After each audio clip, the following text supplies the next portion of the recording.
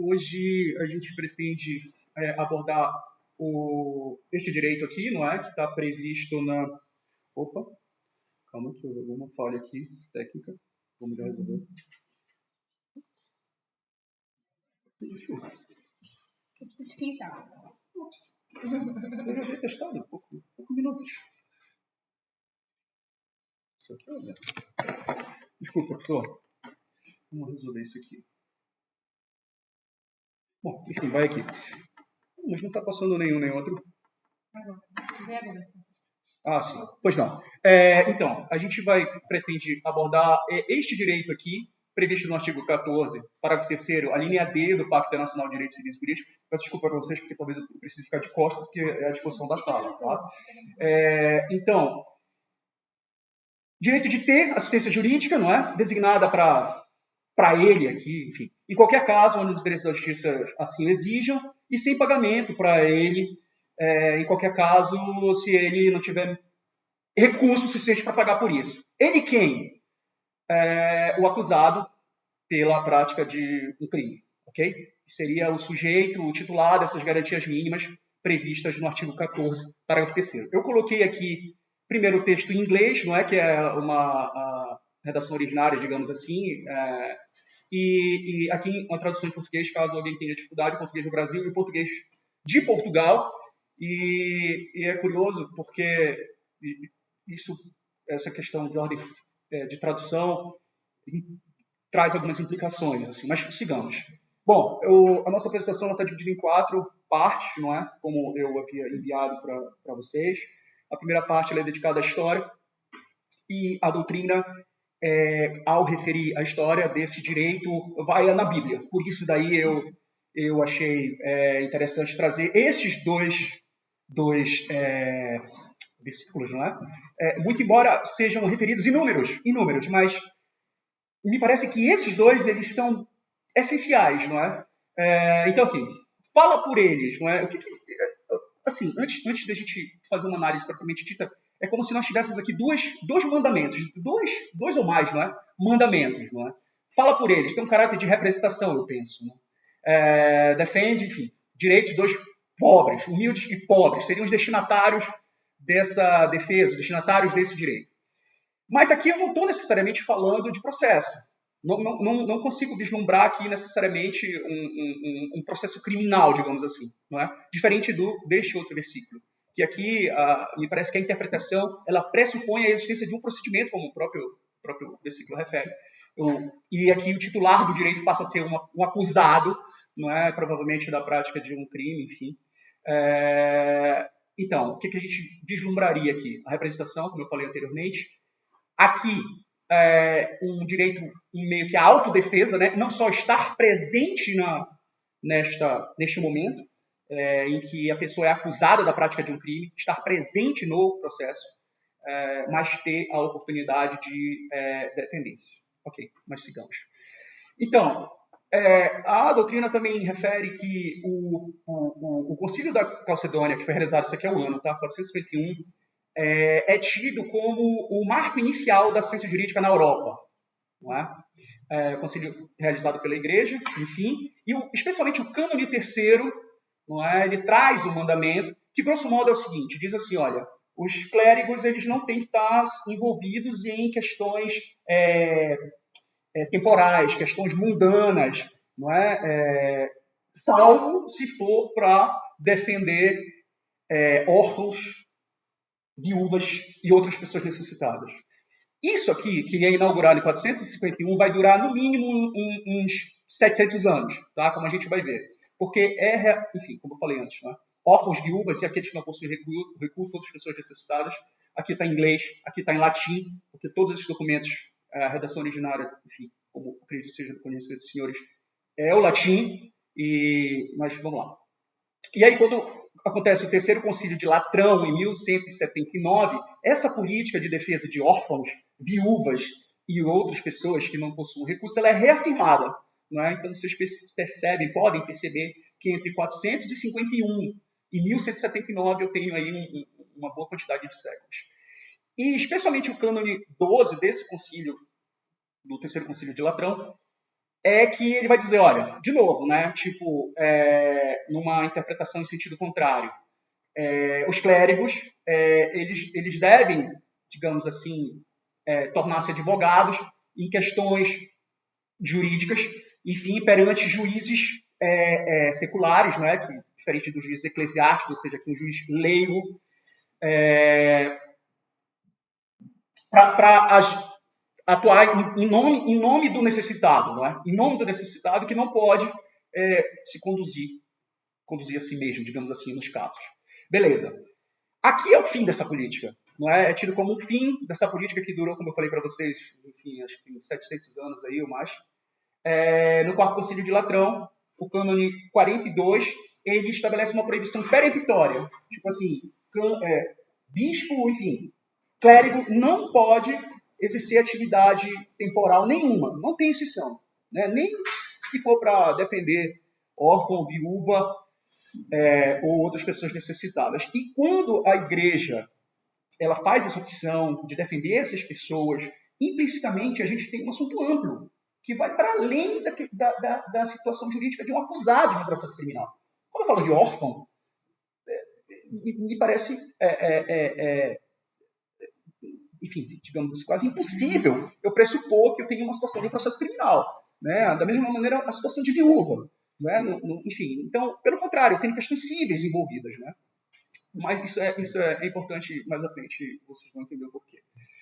Bom, então aí acontece o seguinte, ora, se o clérigo está proibido de defender essas pessoas, quem é que vai defender? Os advogados, não é? Então, no século XIII, os historiadores dizem que é quando surge a profissão do advogado, a advocacia enquanto profissão. Inclusive, ela coincide, em boa medida, com o surgimento das universidades, não é? Porque as universidades, grosso modo, é como se elas titulassem uma pessoa para exercer essa atividade, não é?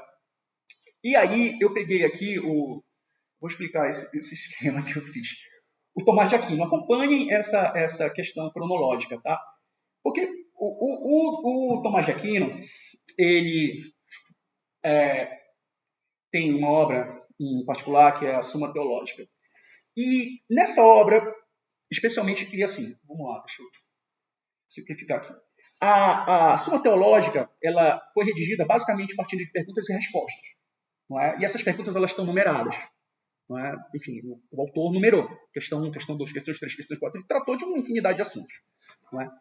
E na questão 71, ele dedica aos advogados. A questão 180, questão é uma pergunta. Questão 187, a questão 188, ele dedica aos clérigos.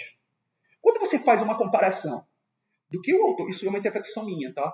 Isso me chamou a atenção até para justificar o que a gente vai ver adiante.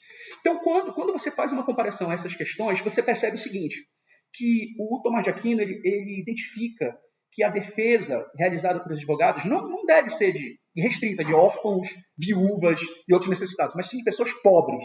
Perceba que tem um corte. Um corte. Falar de pobre é diferente de falar de órfão, viúva e outras pessoas necessitadas. Então, Tomás de Aquino atribui a defesa de pobres a advogados, pessoas pobres a advogados. Ok? Então, seguimos. E aí vem essa pergunta, olha, se surgiu a profissão de advogado, não é, no século XIII, quem é que vai pagar esse honorário? E aí surgem inicialmente, basicamente, 3 modelos no norte da Itália. O que eu qualifiquei também, a doutrina não fala isso, né? Eu que chamei de modelo. A doutrina só diz que surgiu em Módena, por exemplo, que surgiu em Bolonha, que surgiu em Ferrara. E, de uma maneira esquemática, os modelos são esses aqui, não é? Em Módena, na cidade de Módena, surgiu a questão de, olha, você vai defender pobre porque tem uma responsabilidade profissional aí, inerente, e você não receber nada por isso.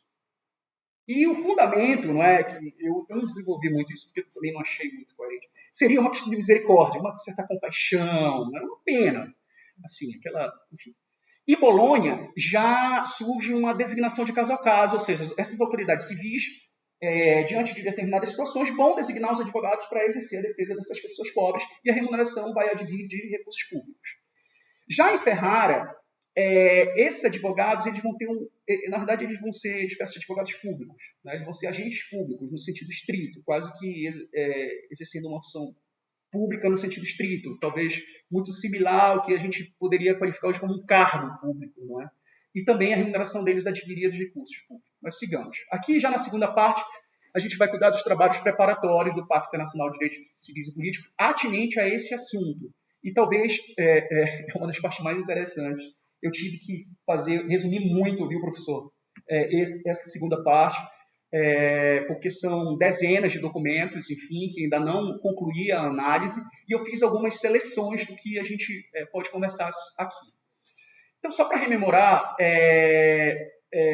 a Comissão de Direitos Humanos, à época, não é, que ela já não existe mais, um órgão da Organização das Nações Unidas, digamos, criou um comitê de redação para o que eles chamavam, então, de International Bill of Human Rights, ou seja, uma Carta Internacional de Direitos Humanos. Uma coisa até, então, um pouco genérica, assim, não se sabia muito bem, não é? Qual a forma de redigir esse documento, não é? E nem se seria só um documento ou mais de um documento, mas já nas primeiras sessões, nas primeiras reuniões, isso é discutido. É muito interessante. Já nas primeiras reuniões isso é discutido. Olha, a gente vai fazer o quê?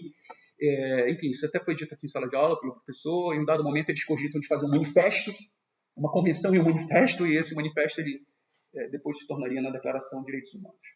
E tem uma frase muito interessante aqui que eu separei. Isso aqui é uma cópia do documento, não é? Eu trouxe cópias do documento, que é do professor Renan Cassan. E ele se refere à assistência jurídica como um dos mais importantes textos da Declaração.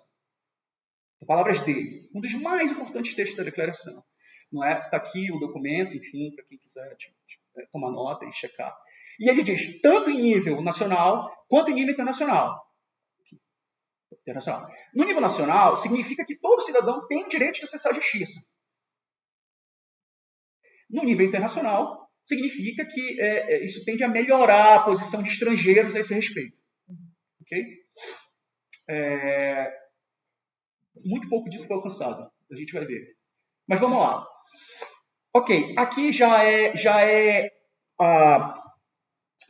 o secretariado da Organização das Nações Unidas, ele tinha uma divisão de direitos humanos. Não é? E essa divisão de direitos humanos preparou um documento que seria a Carta Internacional de Direitos Humanos. Né?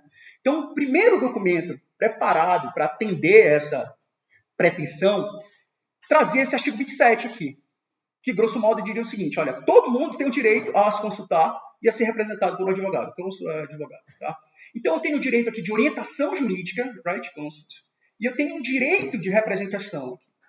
Ok? Todos compreendidos no que a gente entende pela assistência jurídica. Né? São modalidades. Né? Eu posso tanto te orientar juridicamente, como eu posso te representar. São duas coisas diferentes. Né? E isso aqui já estava previsto nessa redação, no artigo 27. Bom, lá pelas tantas, decidem-se, já aqui eu coloquei na segunda sessão de reuniões, realizada entre os dias 2 e 17 de dezembro de 1947, decidem-se formar 3 grupos de trabalho. Um grupo de trabalho para redigir o que viria a ser a Declaração Internacional de Direitos Humanos, um grupo de trabalho para o que viria a ser o Pacto Internacional de Direitos Civis e Políticos, e também o Pacto Internacional de Direitos Econômicos, Sociais e Culturais, e também um outro grupo de trabalho para cuidar da implementação disso, que talvez vá se reproduzir no que a gente entende por protocolo opcional, enfim, adicional, que eu vou clarificar isso mais adiante. Beleza. Então, aqui, o que a gente tinha aqui em um dado momento? Né? Em um dado momento da discussão, da feitura do texto, etc., eu tinha uma assistência jurídica ampla em questões criminais, acompanhe aqui, artigo 13, questões criminais e em questões civis. Ok? São 2 assuntos, 2 espectros. Não é? Enfim, aí fala aqui a assistência de um representante qualificado de sua própria escolha. Isso aqui foi sugestão do representante do Reino Unido. E aí, professor, uma informação, eu diria que daí que é triste. Quando formaram aqueles grupos de trabalho, o presidente do grupo de trabalho para a redação do que viria a ser o Pacto Nacional de Direitos Civis e Políticos foi o representante do Reino Unido. E ele foi a pessoa que mais advogou contra o direito à assistência jurídica da gratuita. Contra. para chegar a essa redação aqui, houve uma discussão com os Estados Unidos que referia advogado aqui. Os Estados Unidos falavam, não, tem que incluir advogado. E o Reino Unido, não, tem que incluir um representante qualificado. Porque um representante qualificado é uma expressão mais ampla do que advogado. E eu até, refletindo sobre isso, olha, então eu poderia colocar pessoa aqui. Pessoa é mais ampla do que representante qualificado, então. Tipo, ou seja, esvazia muito o sentido. E aqui na discussão também, curiosidade, chega-se a dizer, se não me engano, que, ora, o representante do Reino Unido fala assim, que essa representação ela pode ser exercida por um amigo ou por um parente. Ou seja, na minha interpretação, no meu modo de chegar, um total desprezo pela defesa técnica, o advogado. Mas, enfim, isso está nos registros das atas. Deixa eu ver aqui. Tá. Esse é um ponto de virada. Percebam aqui, eu já vou concluir essa parte dos trabalhos preparatórios e seguir para a terceira parte, mas percebam aqui o seguinte. Entre o dia 1º de maio de 1948 e o dia 21 de maio de 1948, ou seja, no intervalo de 20 dias, a assistência jurídica gratuita, o âmbito de proteção dela é parte de todas as questões criminais e qualquer questão civil para só questões criminais. O que explica isso? Em um dado momento das discussões lá, do trabalho preparatório, diante da insistência do representante do Reino Unido, decide dizer o seguinte, salvo engano, dentro do próprio grupo de trabalho, decide dizer o seguinte, olha, representantes da França, dos Estados Unidos e do Reino Unido formem um subcomitê de redação para redigir esse artigo 3º. Então, nesse intervalo de 20 dias, foi formado esse subcomitê de redação, é assim que está previsto, subcomitê pela França, Estados Unidos e o Reino Unido, e simplesmente decide se restringir o âmbito de atuação da ciência jurídica para questões criminais apenas. E não tem registro. Eu pesquisei muito sobre isso. Os registros, qual é o motivo? E os documentos da Organização dos Estados Unidos são muito minudentes. Qual é o motivo? Não se sabe o que houve nesse intervalo de 20 dias. Mas o resultado foi esse. E isso aqui, no meu modo de ver, foi devastador para a ciência jurídica. Em boa medida, até contribui para o estigma acerca desse assunto. Mas, enfim, vamos seguir. E vejam, para não dizer, eu procurei selecionar essa parte aqui, que é uma demonstração de como o representante do Reino Unido lidava com esse assunto. Tá? Ele diz assim, eu vou ler, peço licença para ler. Olha só, olha a premissa que ele parte. Olha, o direito de uma pessoa para assistência jurídica gratuita é questionável. Pô, lindo, né? Questionável. Mas, vamos lá. O governo de Sua Majestade considera que o parágrafo 2º, a linha B, deixa aqui, parágrafo 2º, a linha B, do artigo, exige uma clarificação. Na verdade, vejam que, não é propriamente este artigo, porque entre 21 de maio e 4 de janeiro de 1950 tem uma boa discussão. Tá? Mas o certo é que o representante do Reino Unido está se referindo à ciência jurídica. Ele diz que precisa de uma qualificação. Olha, em particular, o significado da expressão designado é obscuro. Olha, se pretende entender por designado livre de custo, o governo de Sua Majestade é incapaz de aceitar. Ok? Aí ele diz, essa frase, o direito da pessoa à assistência jurídica é inquestionável. Está aqui. Direito enfim, é inquestionável. O governo de Sua Majestade, entretanto, não considera que tais pessoas tenham assistência jurídica em todos os casos. Pô, mas não é inquestionável? Se é inquestionável, por que você não pode ter? Assim, uma falácia, não é? Mas sigamos. E aí ele segue. E por que também, isso aqui, ó, isso aqui bom, vamos lá. Aí ele segue, não é? Um outro momento, bem próximo daquele que eu referi anteriormente, ainda o representante do Reino Unido. Ele traz essa expressão aqui, Interests of Justice, que até hoje consta na redação do PAC. Interests of Justice. O que é isso? Interests of Justice, o que é isso? Essa expressão ela foi proposta pelo representante do Reino Unido. E ele diz o seguinte, deixa eu ver aqui. Eu vou ler, tá? Eu vou ler. Ele diz assim, o governo de Sua Majestade acredita que existem muitos Estados membros da Organização das Nações Unidas que seriam capazes de garantir o desfrute, digamos assim, desse direito à assistência jurídica, não é?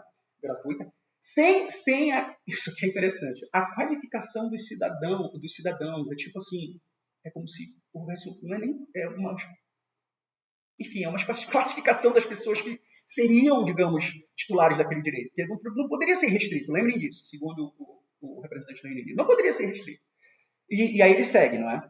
Isso são palavras do representante por ocasião das reuniões. Então ele diz, eles acreditam, não é? Ou seja,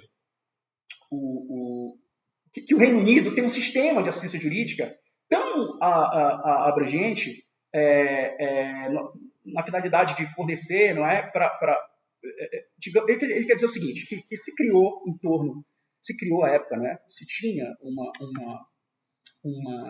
uma ideia de que a assistência jurídica no Reino Unido era restrita. É tipo como o representante do Reino Unido está dizendo sobre o que acham do Reino Unido. Ok? E ele diz, olha, mas não é bem assim, não é? Porque, devido ao interesse da justiça, aqui o interest of justice, é quando surge esse argumento, o direito à assistência jurídica é limitado por questão de considerações práticas. Esse é argumento. E aí ele diz, limitado por considerações práticas, ele dá, grosso modo, como se fossem exemplos, né? Diz assim, olha, em ofensas, em ilícitos triviais, não tem que ter direito à assistência jurídica gratuita. Só em ilícitos graves. Mas o que é um ilícito trivial? O que é um ilícito grave? Ele não diz. Não é? Enfim. Mas sigamos e guardem isso aqui, porque isso vai ser retomado com outra expressão pelo Comitê de Direitos Humanos para demonstrar o que deve ser entendido por interesse da justiça. Essa questão da gravidade do ilícito. Tá? Mas isso é introduzido de maneira inaugural neste momento aqui pela representante do Reino Unido. Mas é o seguinte. E também nessa oportunidade, junto disso, mas assim de uma maneira ainda muito tímida, ele introduz essa expressão do interesse da justiça e introduz também a questão da sem suficiência de meios para pagar. Então aqui eu selecionei o primeiro documento em que isso vem à tona, não é? É este documento aqui, que até hoje permanece na redação do pacto, não é? Como um dos critérios para o direito à assistência jurídica. A gente vai ver isso mais adiante. Bom, agora o pacto propriamente. O pacto propriamente, já que está valendo, né? Não, enfim, está valendo. Aqui é o seguinte, o artigo 14, parágrafo 3º, a linha D, segundo a doutrina, não é? Ele tem uma quantidade significativa de bons autores que redigiram livros recentemente sobre esse assunto. Alguns deles vão se referir a esses direitos que estão lá previstos, não é? A garantias, outros a componentes essenciais, outros a direitos, enfim, mas eu não vou entrar nessa discussão do que é ou deixa de ser. A discussão aqui que eu gostaria de chamar a atenção é a quantidade. O que se reconhece no artigo 14, parágrafo 3º, a linha D? Independentemente de que sejam direitos, garantias ou componentes principais, como a doutrina refere. Eu quero saber quantos tem aí. E aí, eu tenho várias posições. A primeira é essa, do Comitê de Direitos Humanos, que está corporificado nos comentários gerais número 32, especialmente no parágrafo 36. Enfim, e aí o comitê identifica só três, que são esses. Estar presente no julgamento, defender-se pessoalmente ou por advogado de sua escolha e ser informado desse direito, caso não conte com assistência, ser nomeado defensor público, sempre no interesse da justiça, o exija, e gratuitamente se não tiver... 3. Comitê de Direitos Humanos. Esse é o posicionamento, só tem 3. Tá? Aí tem uma doutrina, que é esta aqui, só me engano, ele foi até relator do Comitê de Combate à Tortura, enfim. Identificar 4 direitos individuais. Não é? Eu não vou ler, depois eu posso fornecer para vocês. Tem esse autor aqui, que é um livro excelente, bem recente, acho que é de 2020, que identifica 5 componentes principais. Né? Aqui, na verdade, ela foge um pouquinho, ela fala um pouco de direitos de defesa, mas ainda com fundamento no artigo 14, parágrafo 3º, a linha D do pacto. Ela identifica 5. Né? E aqui, a minha posição. Existem 6. Tá? E os 6 são esses. Estar presente no julgamento, o direito de presença do acusado. Veja que a gente está falando só de acusado do processo criminal, tá? Lembrem do corte que foi feito lá. É assim que está a redação do pacto hoje. Então, direito de presente. Se ele quiser, ele está presente. Ele não pode ser proibido de estar presente. O direito de se defender pessoalmente. É aquela autodefesa. Não é? No momento do interrogatório, por exemplo. Não é? Se quiser. Okay? O direito de defender-se por assistência jurídica de sua própria escolha. O que eu tenho aqui? Grosso modo, seria o direito de escolher o defensor. Direito de escolha do defensor. O direito de ser informado de ter assistência jurídica. Vejam, uma coisa é o direito de ter, uma coisa é o direito de escolher, outra coisa é o direito de ser informado. Eu preciso ser informado. Isso tem uma autonomia própria. Ok? Ter assistência jurídica para si, quando os interesses da justiça assim o exijam. E, por último, ter assistência jurídica sem pagamento em qualquer caso, se não houver meio suficiente de pagar para isso. Tá? Enfim, aí vem uma discussão que eu acho assim quase estéril, que é, olha, tudo bem, sejam 3, sejam 4, sejam 5, sejam 6, qual a relação que existe entre esses direitos, garantias e componentes que estão no artigo 14, parágrafo 3º? Então, alguns autores vão dizer, olha, não, aí tem uma relação de exclusão. Alguns deles são mutuamente excludentes. Outros, quando tu tem um, tu não tem outro. E outros vão dizer, não, aí tem uma sobreposição. Enfim, tem direitos sobrepostos. Não havia necessidade do pacto estar regido dessa forma. Isso foi um pouco prolixo, redundante, digamos assim. E tem essa questão da complementaridade. Os direitos não estão lá à toa e eles se complementam. Né? Bom, sobre a exclusão, de novo a doutrina do professor Manfred Novak, eu vou ler aqui, tá? Para ficar claro para vocês. Como exemplo de uma relação entre direitos mutuamente excludentes, tem-se a relação do direito de escolher, direito de escolha do defensor, com o direito à assistência jurídica gratuita. Isso é o professor Manfred argumentando. Ou seja, então, nas minhas palavras, mas o argumento dele. Como se a pessoa que não possui recursos de pagar honorários pudesse ser obrigado a defender-se por meio de um advogado escolhido para ela. Então o professor entende que eu tenho um direito excludente aí. O fato de eu não ter condições de pagar advogado me impediria de eu exercer o meu direito de escolha do defensor. Não é? Enfim. E aqui ele é até um pouco confuso, porque ao dar como exemplo dessa exclusão entre o direito de escolha e o direito à assistência jurídica gratuita, né, prestado pelo Estado, ele chega a fazer uma referência à autodefesa. Assim, dá a entender. Sinceramente, para mim, não tem nada a ver. E depois eu vou explicar por quê. Exemplo de sobreposição. Eu tenho esses autores aqui e, grosso modo, seria o seguinte. O direito de escolha, de novo, direito de escolha. Direito de escolha com o direito de comunicar-se com o advogado de sua própria escolha. Uma coisa é o direito de escolher o defensor. Outra coisa é o direito de eu me comunicar com o defensor que eu escolho. Esses autores dizem que tem uma sobreposição aí. Olha, para além do fato de que o direito de se comunicar não está previsto na linha D, está previsto na linha B, não é? Para além dessa questão, eu não enxergo aqui que é uma sobreposição. Porque, vejam, mesmo que eu não escolha o meu defensor, né, isso não vai me impedir de me comunicar com o defensor. Não é? Vocês estão compreendendo? Tá dando para entender? Porque, enfim, bate tanta cabeça com isso que, de repente, pode não fazer sentido nenhum. Bom, a crítica, não é? Tá, isso é palavras minhas. O direito de defender-se através de assistência jurídica de sua própria escolha, né? Eu coloco assistência jurídica aqui, mas poderia ser defensor, enfim, defesa, advogado. Direito de defesa técnica. Tá? O direito de defender-se através de defesa técnica de sua própria escolha, previsto no artigo 14, parágrafo 3º, linha D do pacto, é um pressuposto para o direito de comunicação com o advogado de sua própria escolha. E, tipo assim, o que a situação demonstra é uma falha de redação legislativa do pacto.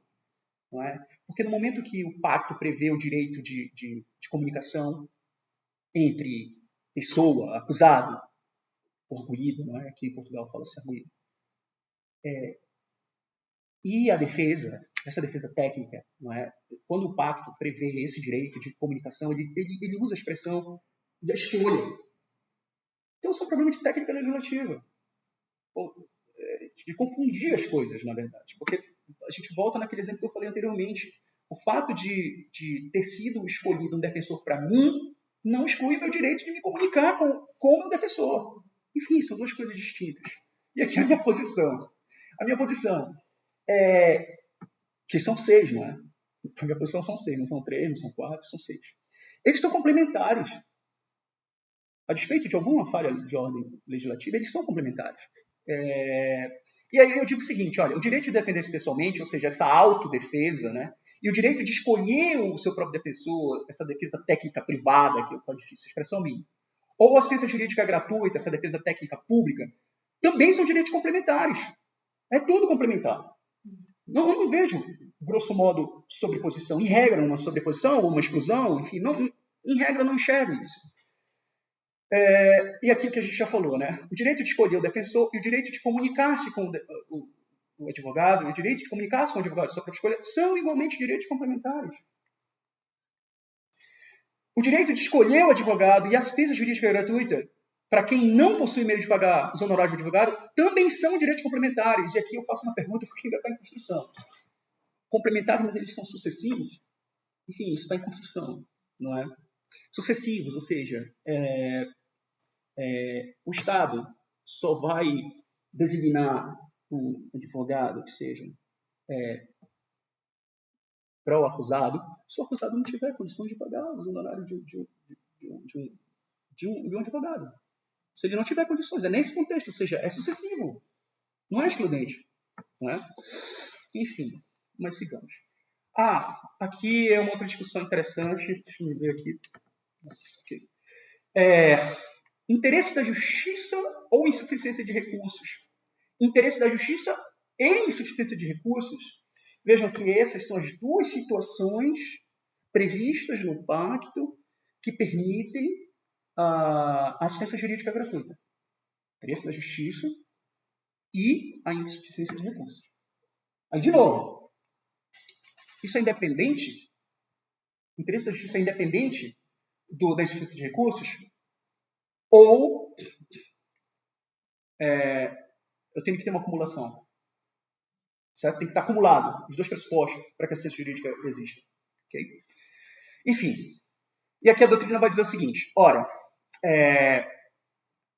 os sistemas jurídicos nacionais adotam a independência. Alguns sistemas jurídicos de proteção de direitos humanos, regionais especialmente, adotam uma acumulação. Tem que ter duas coisas. Isso é a posição da doutrina, tá? Vou meio que reproduzir aqui de maneira esquemática. Ou seja, a Convenção Europeia de Direitos Humanos adotaria acumulação e a Convenção Americana de Direitos Humanos adotaria acumulação também. E o pacto? O pacto, ele adota a independência. A doutrina fala isso, tá? Com preponderância da exigência dos interesses da justiça sobre a insuficiência dos meios de pagar. É independente, mas um prepondera sobre o outro. E aí eu peço que vocês rememorem o que eu falei da proposta do Reino Unido, lá na década de 50, quando ele introduz a questão do interesse da justiça como um limitador da análise da insuficiência de recursos. Naquela oportunidade foi introduzido desde o princípio, a partida, como costuma se dizer aqui em Portugal. Introduzir-se esse conceito de interesse de justiça como um critério limitador de restrição da assistência jurídica. Okay? Enfim, é assim que está hoje. É o fundamento, não é?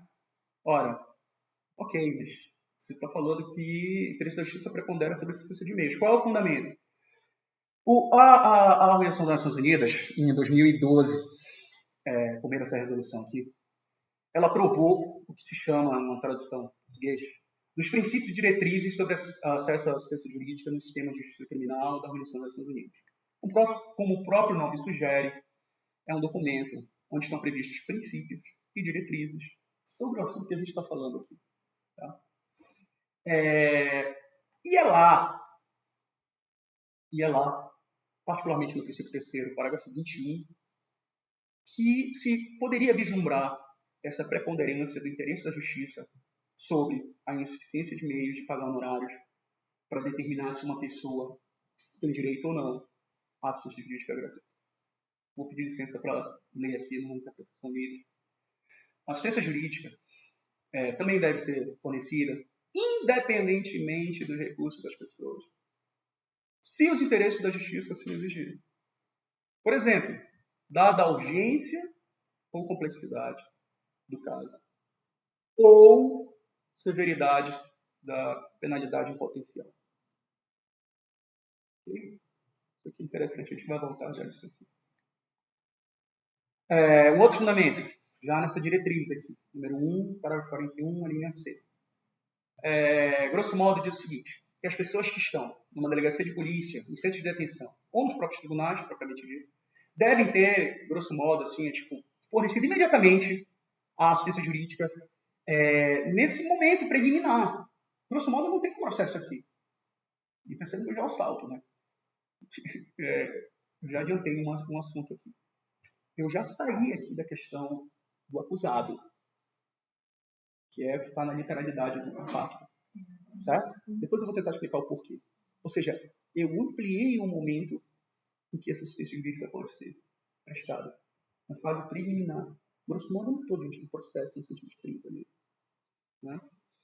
Enfim, mas os motivos estão aqui. Né? Os locais. Delegacia de polícia, centro de detenção, os tribunais, locais. Aí diz, olha, as crianças estão sempre isentas do teste de recursos. A gente vai falar sobre isso. Mas assim, olha, quando eu estou diante de uma situação de criança, eu não tenho que falar se ela tem condições ou se não tem condições de pagar advogado. Elas, grosso modo, deve ser garantido para ela assistência jurídica gratuita, pela situação dela, do seu desenvolvimento. Tá? Ampliou subjetivamente os destinatários da assistência jurídica, não é?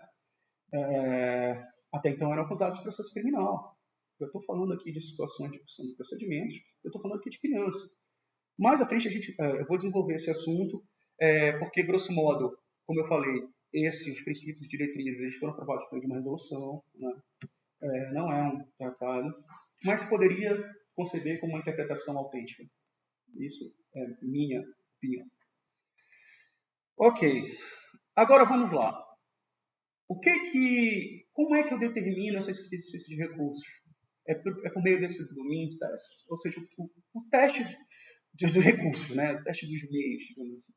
Então, assim, eu vou ler. A possibilidade ou não de o Estado prestar assistência jurídica para alguém é analisada por meio de um teste de recursos. Veja que isso não é invenção minha, tá? Está escrito aqui.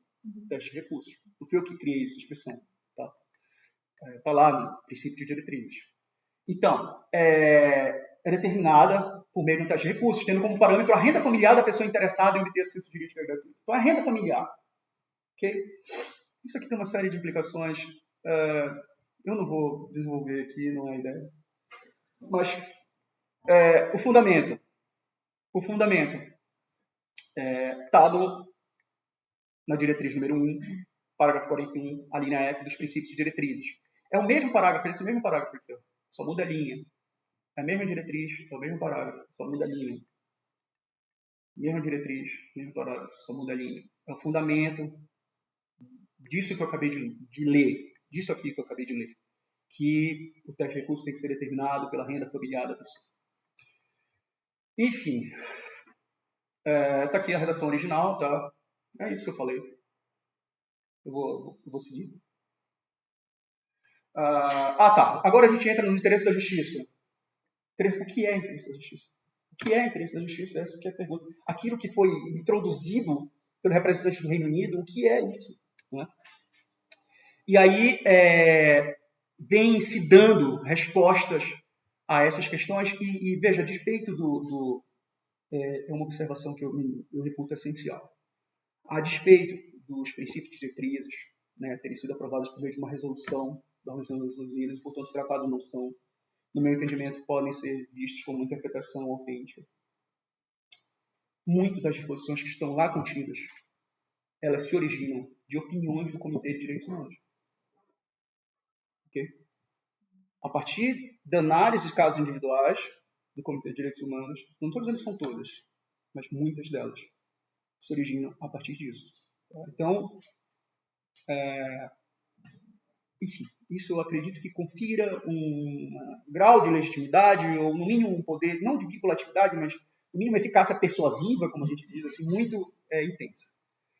Então, vamos lá. O primeiro, isso na opinião minha, opinião da doutrina, de que um dos primeiros interesses da justiça é esse risco de privação, ou a privação propriamente da liberdade de ir e vir. O risco ou a privação propriamente. Eu não estou falando que essa pessoa tem ou não tem condições de pagar advogado. Essa situação por si só, e a gente viu anteriormente lá a questão dos centros de detenção, das delegações de polícia, etc.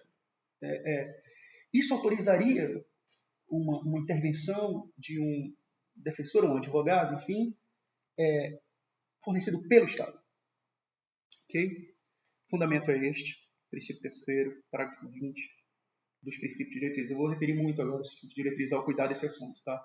Mas não se espantem, porque são, salvo engano, 5 ou 6 exemplos de intervenção de justiça como esse aqui.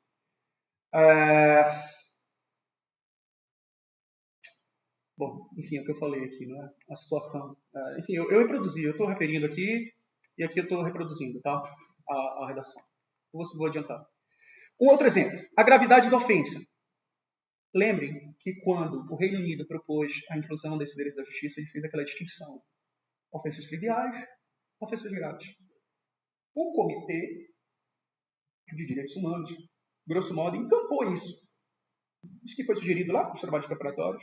Posteriormente, ele encampou isso. Ele falou, não, realmente, tem que levar em consideração para determinar, para entender o que é interesse da justiça, a gravidade do caso.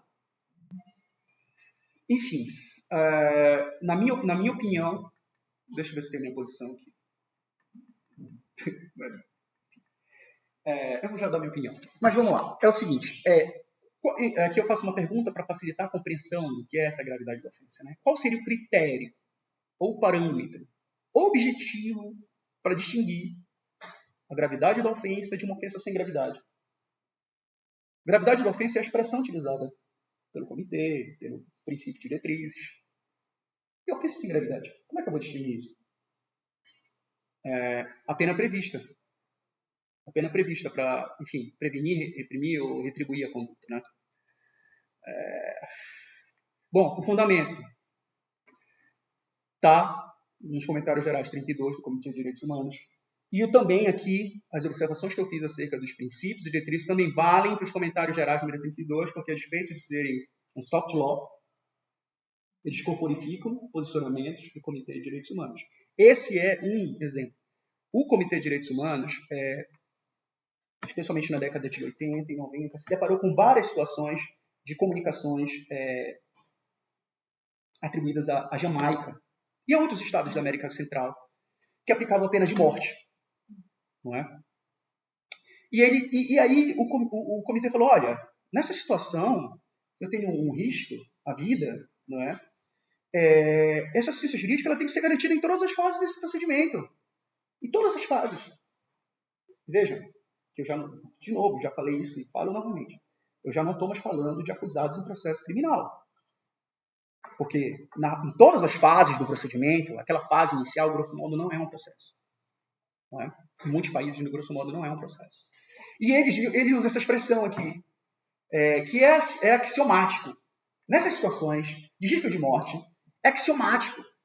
É a expressão do Comitê de Direitos Humanos nos comentários gerais, 32. É axiomático, eu tenho que garantir a assistência jurídica. Bom, sigamos. Está aqui, ó. Em casos envolvendo pena capital, é axiomático que o acusado deve ser assistido efetivamente por um advogado em todas as fases do procedimento. Eu reproduzi aqui, facilita. Comentário geral de número 32, parágrafo 8º. Em todas as fases do procedimento. Ok? Sigamos. A vulnerabilidade da pessoa. O fundamento é esse. Princípio 10, parágrafo 2º, dos princípios.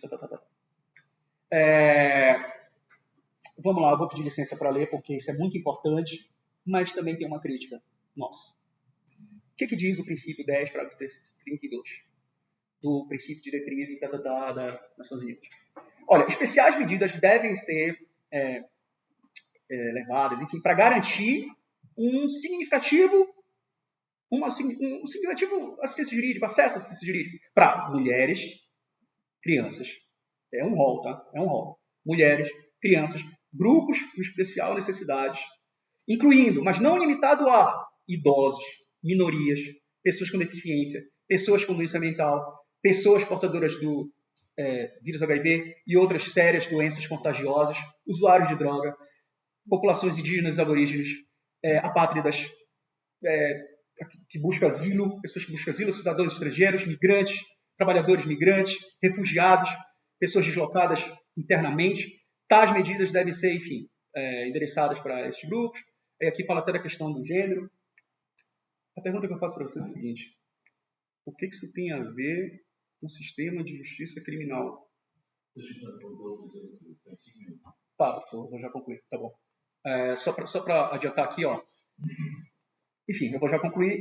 Vai ficar prejudicado a análise dos casos portugueses, eu peço perdão, não é? Que é a última parte. Mas eu agradeço a vocês. Sim, obrigado.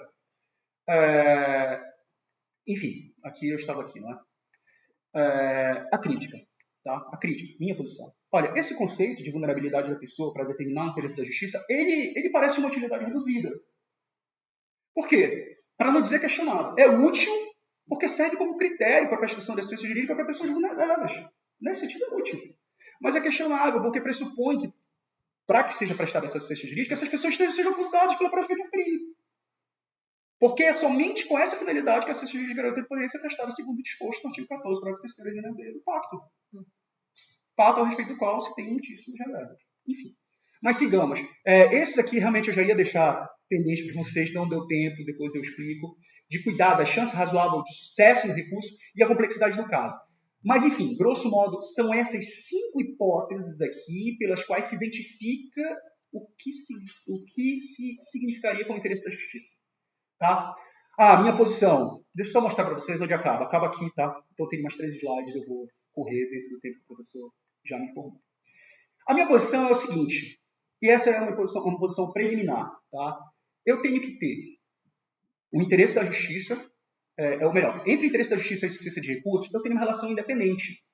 Mas, se tiver que haver preponderância, a preponderância tem que ser de quem não tem recursos de pagar sobre os exercícios do interesse da justiça. Isso é uma posição provisória, não estou de todo convencido dela. E aí eu faço uma pergunta, ela é uma pergunta retórica, mas tem fundamento. Qual outra exigência que mais interessaria a justiça, além daquela de quem não possui meio suficiente de pagar para que lhe assistam juridicamente? O que interessa mais a justiça, além dessa situação aqui de quem não tem recurso de pagar para ter uma defesa técnica? Essa é a pergunta que eu faço para justificar a minha posição. E digo mais, já finalizando, a preponderância das exigências dos interesses da justiça sobre a insuficiência de recursos, como se entende hoje, que o interesse da justiça prepondera sobre a insuficiência de recursos, implicaria na possibilidade de dispensar o Estado da obrigação de assistir juridicamente alguém de maneira gratuita, mesmo em situações nas quais essa pessoa não possui recursos de pagar honorário de advogado. E aqui eu lhes dou um exemplo. Traço uma máxima, né? Antes de dar o exemplo, traço uma máxima. Olha, abre aspas. Não possui meios de pagar pela assistência jurídica, mas as exigências de interesse da justiça, que são preponderantes, dispensam o Estado da obrigação de prestar assistência jurídica. Ou seja, a pessoa não possui meio de pagar pela assistência, mas as exigências de interesse da justiça, que são preponderantes, dispensam. É isso que implica a ideia vigente hoje. E aqui concluo. Qualquer escolha que se faça, num sentido ou no outro, ela vai trazer externalidade. Vai trazer implicações problemáticas. Okay? As outras posições que me referi, elas estão bem sedimentadas das minhas posições. Esta última ainda diria está em construção, mas essa. Obrigado pela atenção dos senhores. Quer um minuto ou dois só para dizer alguma coisa sobre os casos? Professor, eu gostaria de falar, mas eu acredito que o tempo se estenderia um pouco mais. 2 ou 3 minutos. Tá. Só para dar Ok, muito obrigado. Caso português, a última parte da apresentação. Isso aqui é algo importante. O pacto ele entra em vigor para Portugal no dia 15 de junho de 78 e o protocolo opcional entra em vigor em 3 de maio de 83. O protocolo opcional é o que permite serem feitas comunicações ao comitê de supostas violações por aquele Estado. Certo? Ou seja, o Estado-membro pode ser signatário do pacto, mas não ser possível comunicações de que ele violou o direito. Para que essas comunicações sejam possíveis, é necessário que o Estado também seja signatário do protocolo opcional. E aí Portugal é signatário tanto de um quanto de outro. Bom, esse é o único caso que me parece, né? Pode ser que já tenha outro, mas que é o do Correia de Matos versus Portugal. Isso aqui é a data de julgamento, tá? Não é a data em que a comunicação foi feita. Eu vou correr aqui, porque tem mais quase fofoca do que propriamente... O Correia de Matos, ele era advogado, mas ele estava impedido de exercer advocacia, porque ele também era auditor, vai ser auditor fiscal. E é incompatível com a advocacia, não é?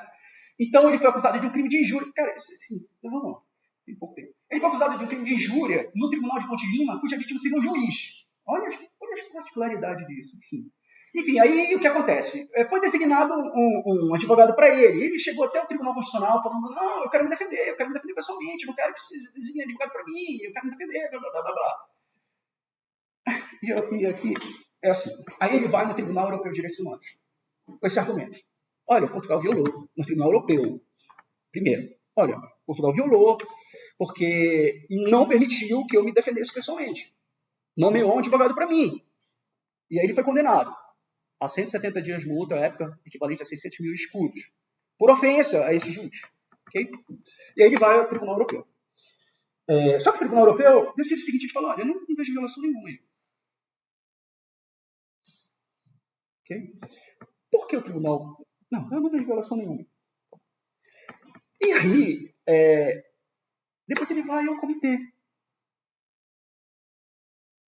A rigor nem poderia, né? Porque se você esgotou uma via internacional de proteção de direitos humanos, você não poderia ir em outra. Mas ele foi, né? Sucessivamente, em outra. E o comitê diz, não, houve violação sim. E são aquelas posições que eu referi anteriormente, lembra? Quando a gente falava interesse da justiça, ou às vezes a implicação de ordem prática disso. Interesse da justiça ou insuficiência de meios. Isso é independente, isso é acumulativo, isso não sei o que lá. E aí, lembrem que para os sistemas regionais era acumulativo, né? Mas para o sistema global é independente. Então, não é uma questão cerebrina essas classificações. Elas têm implicações de ordem prática. Eu estou lhes dando um exemplo disso, que aconteceu em Portugal.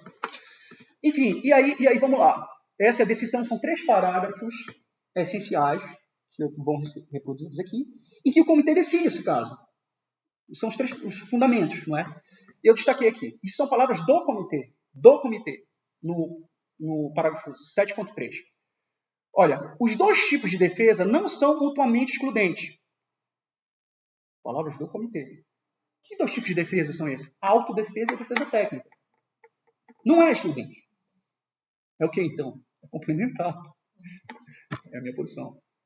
Beleza. Segue. Vou seguir aqui, já vou concluir. Não vou ler. Enfim. Aí, olha. Palavras do comitê. O direito de conduzir a própria defesa pode ser prejudicado quando um advogado é imposto contra os desejos do acusado. Acompanhe de novo. O direito de conduzir a própria defesa pode ser prejudicado quando o advogado é imposto contra os desejos do acusado. Em linhas gerais, o que o comitê diz? Ele fala assim, olha, se você quiser se defender num processo criminal, sem advogado nenhum, você pode. E ninguém pode te obrigar a escolher um advogado. Eu não concordo com isso. Para a nossa infelicidade, o caso que chegou ao comitê é um caso de um advogado. Que talvez, interpretação minha, não quisesse que fosse designado um advogado para ele, porque ele tinha questão de animosidade com os advogados de Portugal. Mas são questões laterais. Só quero dizer o seguinte, que para nossa infelicidade, é esse caso que chega ao comitê. Ora, para quem é advogado se defender sozinho, ok. Mas essa não é a maioria das situações. Enfim. Vamos Ok? terminar então. Ok. Pronto, para todo este, para a nossa infelicidade, não é? Para utilizar a sua expressão.